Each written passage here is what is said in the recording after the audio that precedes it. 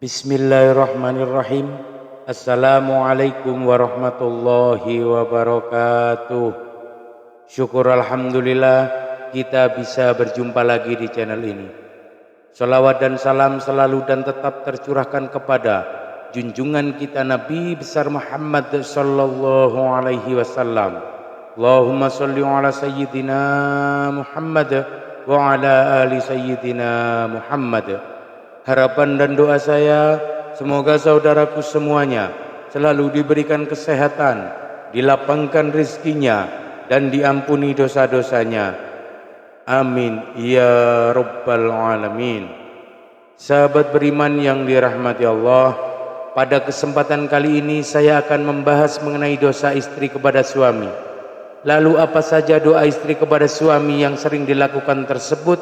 Yang pertama adalah tidak taat pada suami. Tak bisa dipungkiri seorang istri yang baik adalah istri yang senantiasa taat pada suami dalam keadaan dan kondisi apapun, dengan catatan selama masih dalam kebaikan.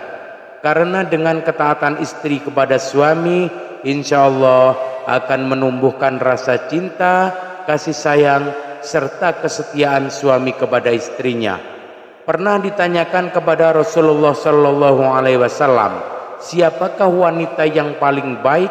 Rasulullah menjawab, yang paling baik menyenangkan jika dilihat suaminya, mentaati suami jika diperintahkan, dan tidak menyelisihi suami pada diri dan hartanya sehingga membuat suami benci. Hadis riwayat An-Nasa'i dan Ahmad.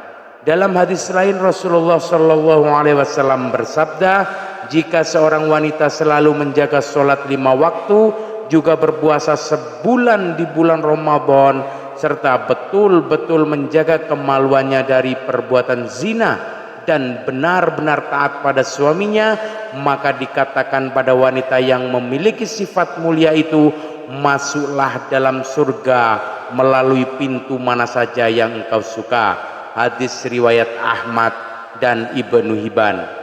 Dari dua hadis tersebut kita bisa tahu bahwa seorang istri yang taat pada suami adalah salah satu ciri wanita mulia, dan bagi wanita seperti itu maka Allah Subhanahu wa taala sudah menjanjikan surga bagi mereka. Namun yang terjadi sekarang adalah banyak para wanita yang kurang paham dan terkesan menyepelekan akan arti pentingnya patuh terhadap suami, apalagi didukung dengan maraknya media sosial yang kurang bisa dimanfaatkan kebaikannya.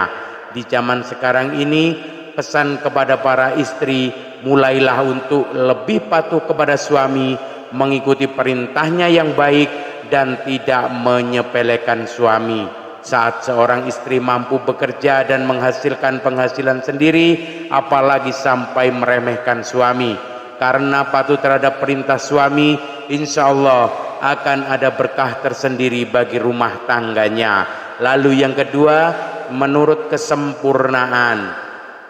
Seperti yang kita tahu bahwa tidak ada satupun di dunia ini yang sempurna, termasuk dalam kehidupan rumah tangga pasti akan diterpa segala macam ujian dan cobaan.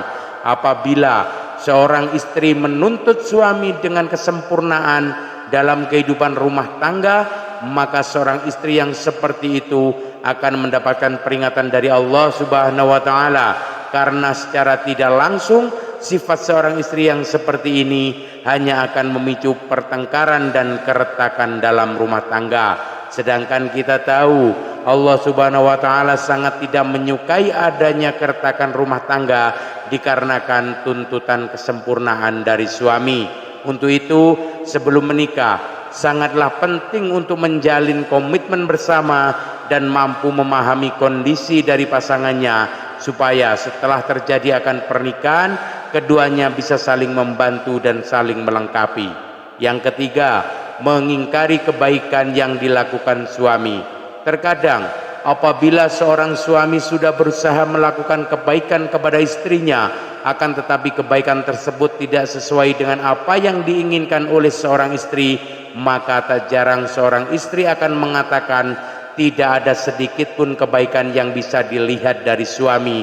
Dan ketika seorang istri mengingkari kebaikan yang dilakukan oleh suami terhadapnya, maka seorang istri tersebut bisa dikatakan kufur atas nikmat yang diberikan Allah melalui suaminya.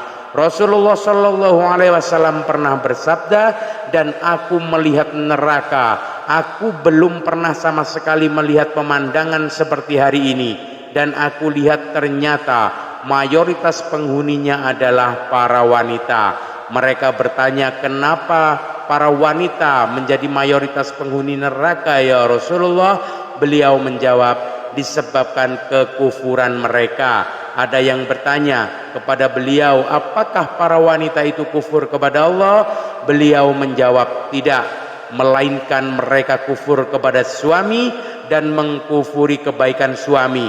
Seandainya engkau berbuat baik kepada salah seorang istri kalian pada sewaktu-waktu, kemudian suatu saat ia melihat darimu ada seseorang yang tidak berkenan di hatinya, niscaya ia akan berkata, aku sama sekali belum pernah melihat kebaikan darimu.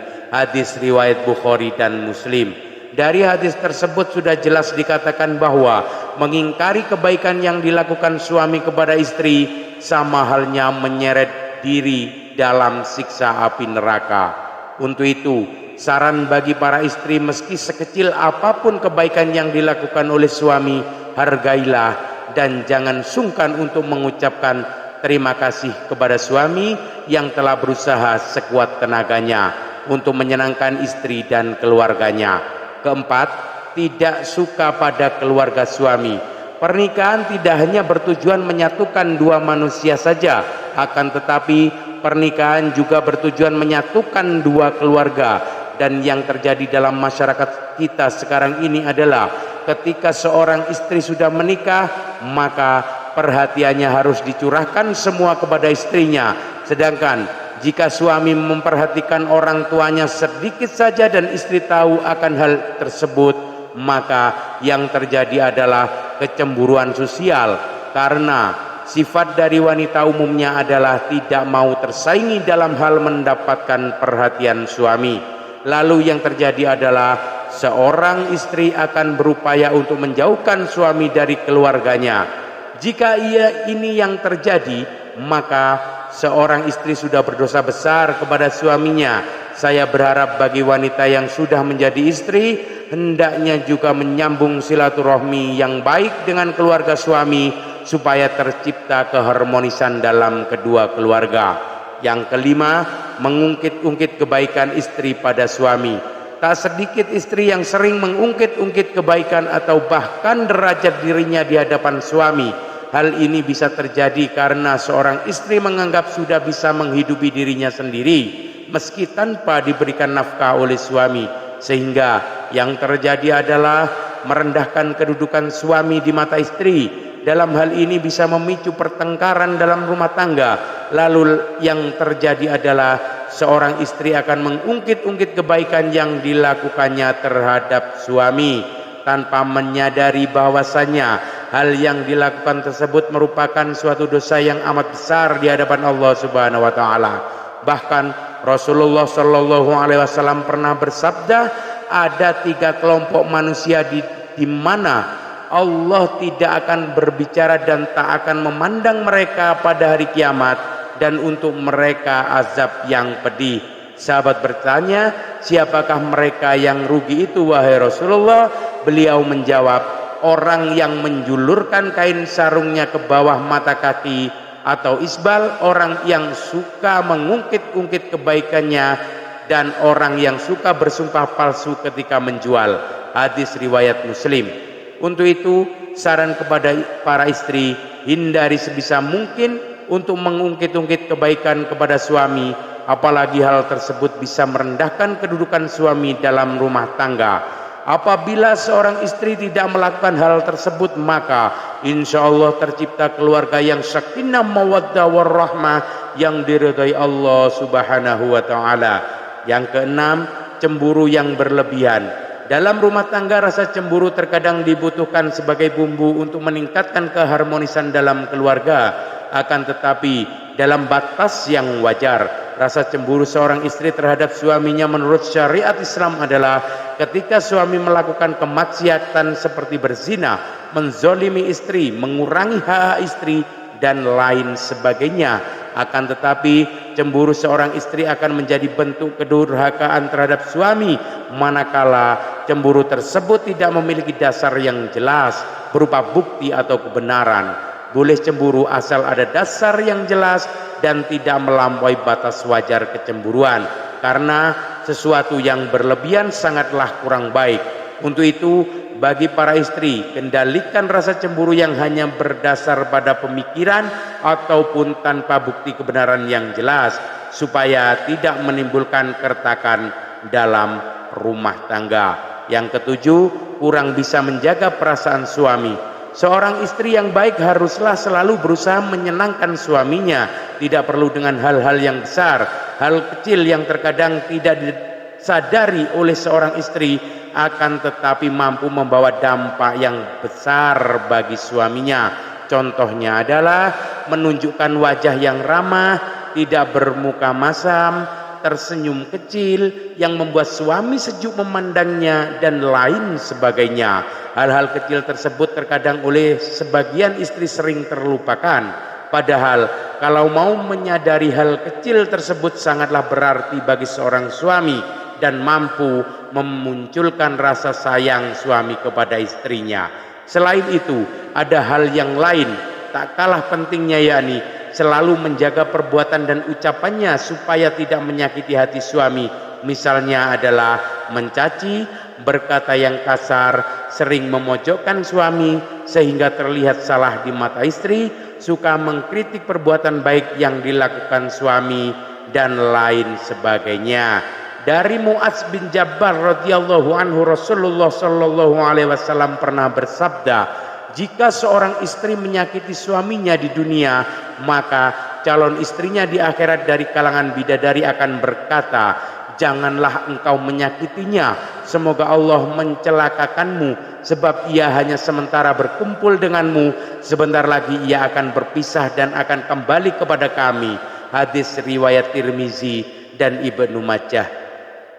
Untuk itu, saran kepada istri maupun calon menjadi istri, sebisa mungkin usahakan untuk selalu menjadi lisan dari perkataan yang kurang baik kepada suami, dan cobalah untuk selalu terlihat sejurus ketika dipandang suami dengan melakukan hal-hal kecil meskipun hanya sekedar tersenyum.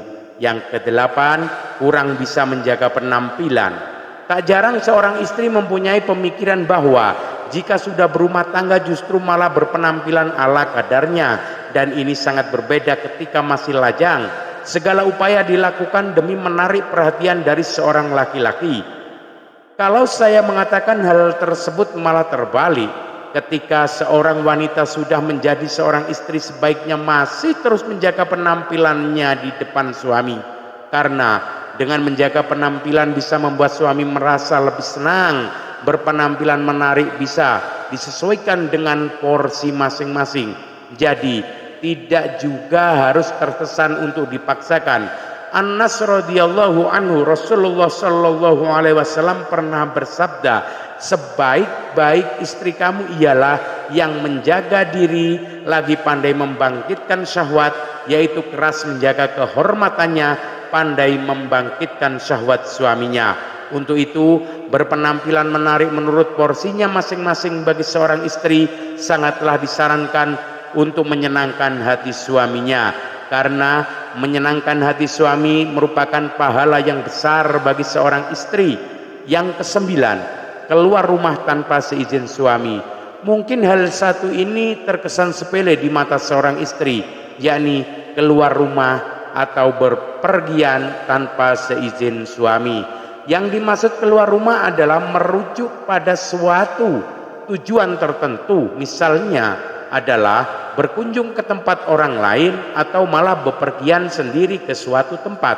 Padahal kita tahu keluar batas dari rumah tanpa seizin suami sangatlah tidak dibenarkan bagi seorang istri, kecuali suami tidak berpesan dan tidak melarang keluar rumah karena harus menyiapkan makanan untuk anaknya sehari-hari. Jadi harus dipahami, jika suami tidak melarang keluar rumah untuk membeli bahan makanan atau mengantar anak sekolah, hal ini tidak termasuk berdosa kepada suami. Akan tetapi jika suami berpesan untuk tidak keluar rumah dalam kondisi apapun, seorang istri haruslah mematuhi perintah suaminya. Pernah ada suatu kisah pada zaman Nabi Shallallahu Alaihi Wasallam, yakni seorang lelaki yang keluar bermusafir telah berpesan kepada istrinya agar tidak turun atau keluar rumah dari tingkat atas ke tingkat bawah. Lalu suatu hari bapak istrinya itu yang tinggal di tingkat bawah lalu jatuh sakit. Kemudian si istri mengutus seseorang menemui Rasulullah agar memberi izin kepadanya untuk turun menjarahi bapaknya yang sedang sakit. Lalu Nabi Shallallahu Alaihi Wasallam mengatakan, taatilah suamimu. Sampai suatu ketika sang ayah pun wafat, si istri lalu mengutus lagi seseorang kepada Rasulullah, dan Rasulullah pun mengatakan, taatilah suamimu. Jenazah bapaknya pun dikebumikan. Lalu Rasulullah mengutus kepada si istri untuk memberitahukan bahwa Allah telah menghapuskan dosa-dosa bapaknya lantaran ketaatannya kepada suami.